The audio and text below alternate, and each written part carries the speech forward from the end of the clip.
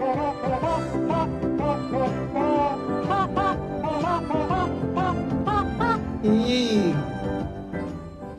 홍하 핵심만 콕콕 집어 설명하는 그레이트 홍의 생명과학 1 디딤 강의 영상입니다. 이번 시간에는 순환계에 대해서 공부해 보도록 할 거예요. 순환계는 심장, 혈액, 혈관으로 구성되어 있고 다른 모든 기관과 연결되어 있습니다. 이러한 특성으로 영양소와 산소를 운반할 뿐만 아니라 이산화탄소와 노폐물도 운반하게 되죠. 개정교육 과정에서 심장의 구조가 빠지면서 혈액의 순환 경로를 더 중요하게 보시면 되겠는데요. 먼저 혈액의 구성부터 간단히 살펴보겠습니다. 혈액을 이렇게 시험관에 담고 원심력을 이용해서 무거운 것은 아래로, 가벼운 것은 위로 가게 원심 분리를 시켜요. 그러면 아래의 무거운 성분은 세포 성분이고 위에 가벼운 성분은 액체 성분입니다. 세포 성분에는 적혈구, 백혈구, 혈소판이 포함됩니다. 간단히 살펴보면 적혈구는 혈구 중 수가 가장 많고 주로 산소를 운반합니다. 그리고 백혈구는 우리 몸의 방어작용, 즉 외부에서 침입한 병원균을 처리하는 데 관여하고요. 혈소판은 혈구 중에서 크기가 가장 작고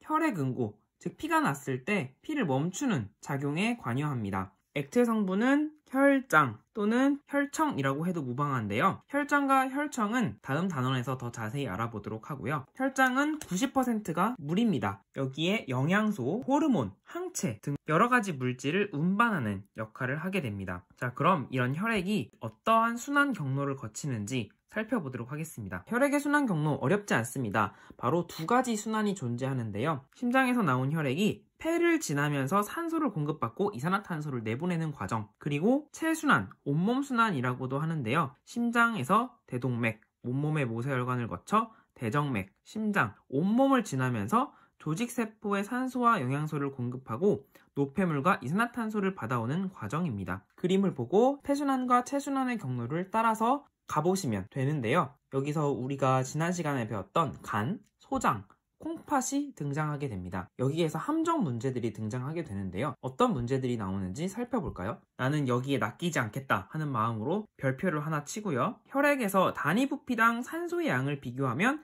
폐동맥이 클까요? 폐정맥이 클까요? 즉 산소가 더 많이 포함되어 있는 혈액이 흐르는 혈관은 바로 폐정맥입니다. 폐순환 경로를 보면 폐동맥 다음 폐모세혈관 다음 폐정맥으로 혈액이 흐르는데 폐모세혈관에서 산소를 공급받기 때문에 폐정맥이 훨씬 더 산소의 양이 많습니다. 자, 두 번째, 대동맥과 폐동맥을 비교해보면 대동맥은 심장에서 출동한 혈액이 흐르는 혈관이고 폐동맥은 심장에서 폐로 출동한 거죠. 왜? 산소를 얻기 위해서. 그렇다면 산소가 더 많은 혈액이 흐르는 혈관은 대동맥이 됩니다. 그리고 대정맥과 폐정맥을 비교해보면 대정맥은 온몸의 모세혈관을 돌고 온 혈액이 흐르는 혈관, 폐정맥은 폐의 모세혈관을 지나온 혈액이 흐르는 혈관. 그렇기 때문에 당연히 폐정맥에서 더 단위 부피당 산소의 양이 많게 됩니다. 이것을 쉽게 해결하기 위해서는 폐순환과 체순환, 혈관의 위치가 머릿속에 그려져야 합니다. 그래서 이 그림, 폐순환과 체순환을 백지에 꼭 그려보시기를 추천합니다. 두 번째 함정은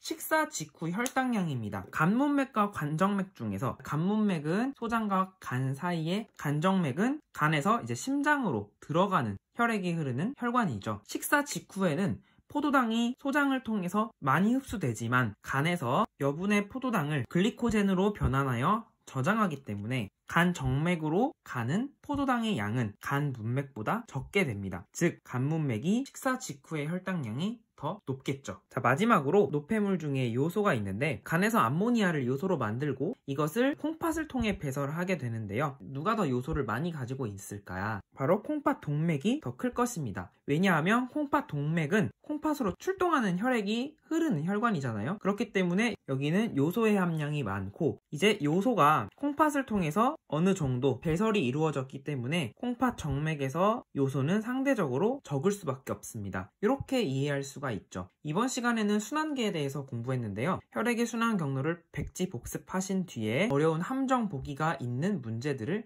해결해 보시기 바랍니다. 다음 시간에는 에너지 균형과 대사성 질환에 대해서 공부해 보도록 하겠습니다. 구독과 알림 설정 부탁드리고요. 지금까지 그레이트 홍쌤이었습니다. 홍빠!